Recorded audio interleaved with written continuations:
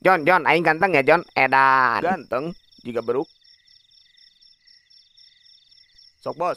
Ji dua, hiji dua tilu action.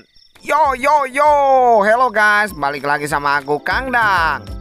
Jadi ayeuna kita bakal trading guys. Trading teh naon bos?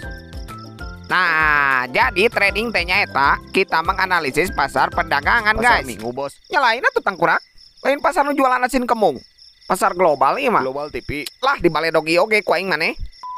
Nah guys, jadi trading tehnya eta kita harus hafal pergerakan candle kaluhur apa kahanap guys. Ari candle teh naon bos? Jadi candle teh muncul bahasa orang malilin John. Oh, maksudnya dijaga ulah parem bos. Aku masih awel lah.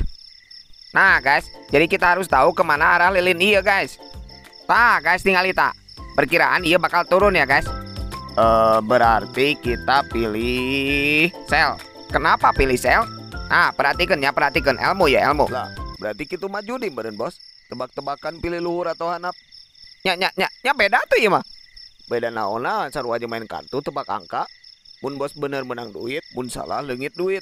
Gitu kan? Tapi mana analisis? Analisis berarti mikir kan? Emang nebak kartu tuh pakai mikir.